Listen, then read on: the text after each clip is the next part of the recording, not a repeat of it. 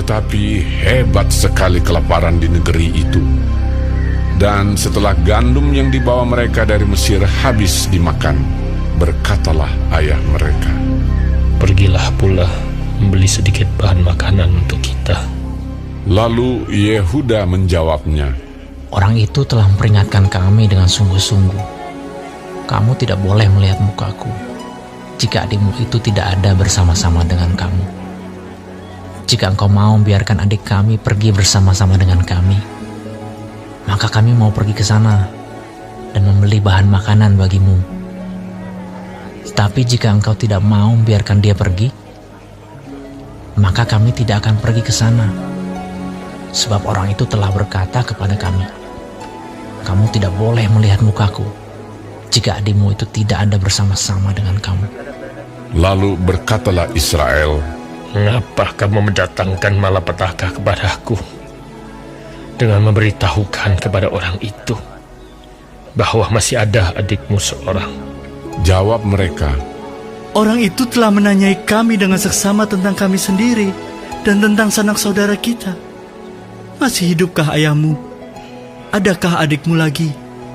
Dan kami telah memberitahukan semuanya kepadanya, seperti yang sebenarnya.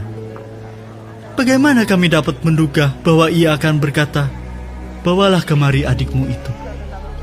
Lalu berkatalah Yehuda kepada Israel, ayahnya,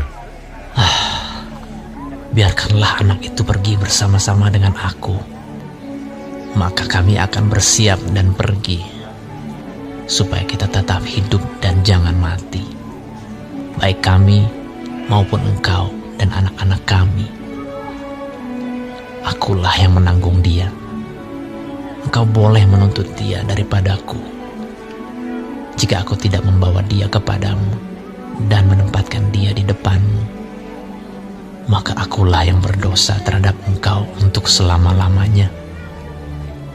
Jika kita tidak berlambat-lambat, maka tentulah kami sekarang sudah 2 kali pulang." Lalu Israel, ayah mereka berkata kepadanya, "Jika demikian, perbuatlah begini. Ambillah hasil yang terbaik dari negeri ini dalam tempat gandummu, dan bawalah kepada orang itu sebagai persembahan sedikit balsam dan sedikit madu, damar dan damar ladan, buah kemiri dan buah badam. Dan bawalah uang 2 kali lipat banyaknya,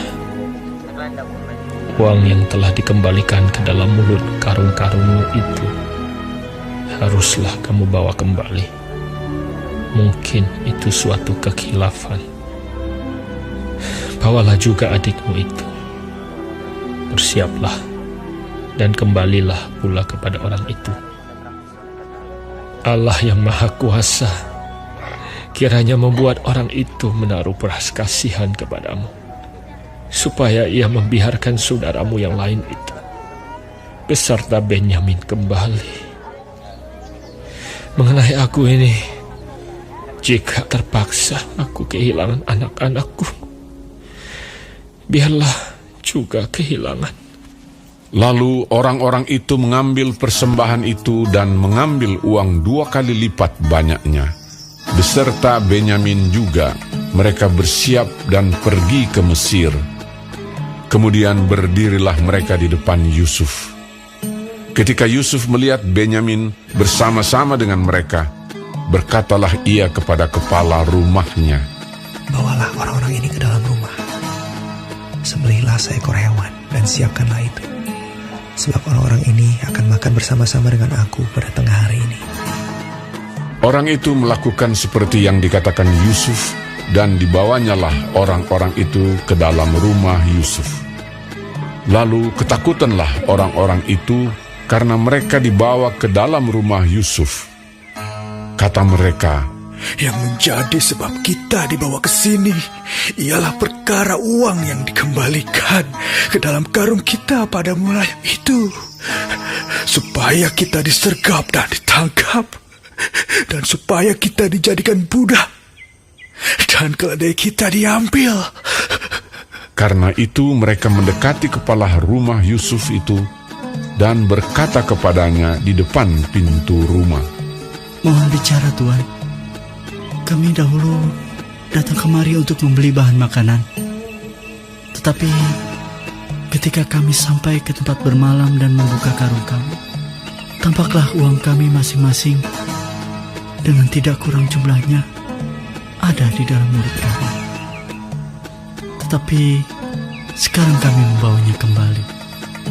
Uang lain kami bawa juga kemari untuk membeli bahan makanan. Kami tidak tahu siapa yang menaruh uang kami itu ke dalam karung kami. Tetapi jawabnya, Tenang sajalah, jangan takut. Allahmu dan Allah Bapamu telah memberikan kepadamu harta terpendam dalam karungmu. Uangmu itu telah kuterima.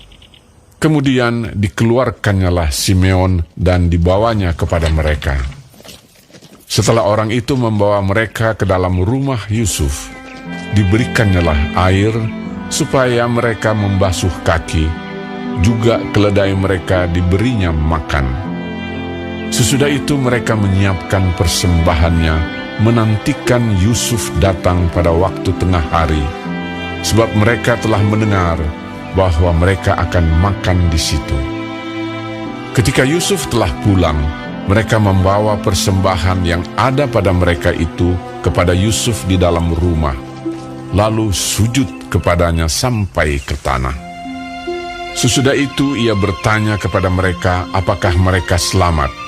Lagi katanya, Apakah ayahmu yang tua yang kamu sebutkan itu selamat? Masih hidupkah ia? jawab mereka, Hambamu, ayah kami, ada, selamat, ia masih hidup. Sesudah itu berlututlah mereka dan sujud. Ketika Yusuf memandang kepada mereka, dilihatnyalah Benyamin adiknya yang seibu dengan dia. Lalu katanya, Inikah adikmu yang bungsu itu yang telah kamu sebut-sebut kepadaku? lagi katanya, Allah kiranya memberikan kasih karunia kepadamu, anakku. Lalu segeralah Yusuf pergi dari situ, sebab hatinya sangat terharu merindukan adiknya itu, dan dicarinyalah tempat untuk menangis.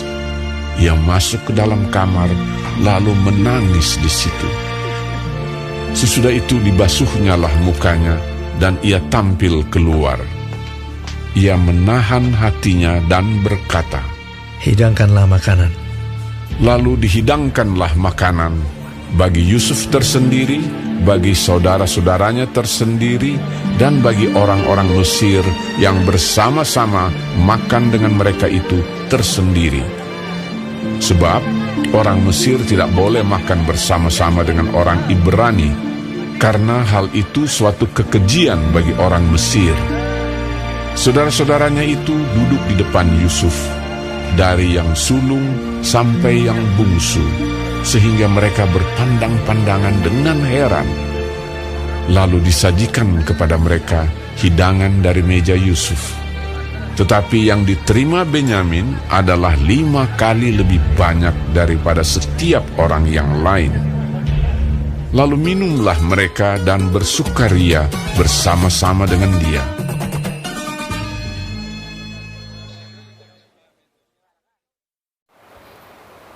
Shalom saudara-saudaraku yang kekasih di dalam Tuhan Yesus.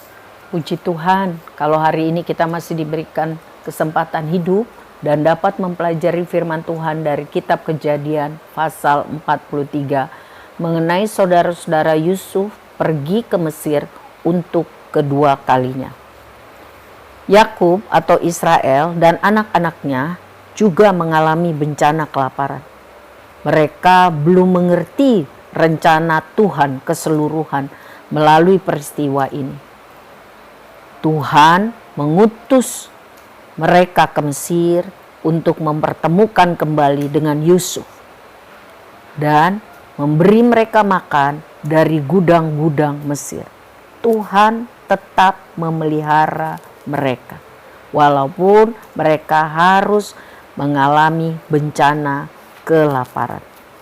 Jadi jika kita saat ini sedang berdoa untuk sesuatu hal dan sepertinya Tuhan belum menjawab, Ingatlah bahwa Tuhan mungkin sedang memimpin kita kepada rencananya yang lebih baik daripada apa yang pernah kita pikirkan dan doakan. Percayalah kepada Tuhan dengan segenap hati kita bahwa Dia baik. Ayat 9 dijelaskan mengenai Yehuda menerima tanggung jawab penuh untuk kenyamanan adik bungsunya Benyamin.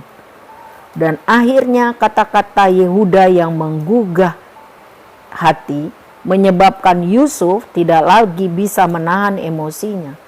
Dan akhirnya dia menunjukkan siapa dirinya sebenarnya kepada kakaknya. Dalam pasal 44 kita akan lihat. Ketika Yehuda menerima tanggung jawab, hal itu memang sulit.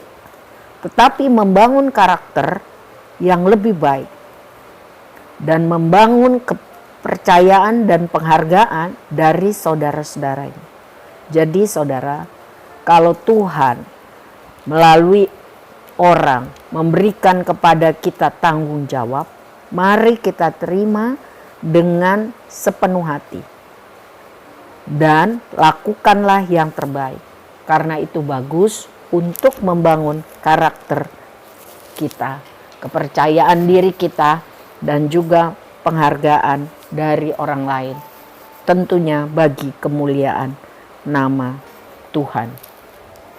Ayat 14. Jika terpaksa aku kehilangan anak-anakku. Akhirnya Yakub atau Israel melihat bahwa mereka tidak berdaya untuk mengubah situasi bencana kelaparan yang sangat buruk itu. Satu-satunya tindakan yang dapat dilakukan adalah kembali pergi ke Mesir, menyerahkan anak-anaknya kepada Tuhan. Ia berdoa memohon kemurahan dan mempersiapkan diri untuk menghadapi yang terburuk. Ia rela menerima kehendak Tuhan sekalipun harus kehilangan anak-anaknya dan hidup dalam penderitaan.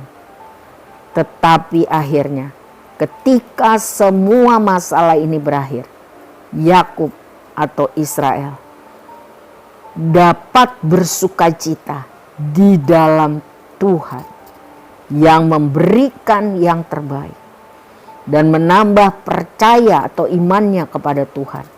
Karena Tuhanlah yang telah menuntun hidupnya selama ini.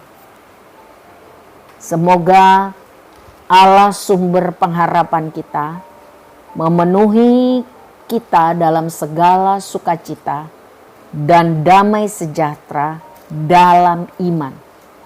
Supaya oleh kekuatan Roh Kudus kita berlimpah dalam pengharapan. Roma 15 ayat 13. Tuhan Yesus memberkati.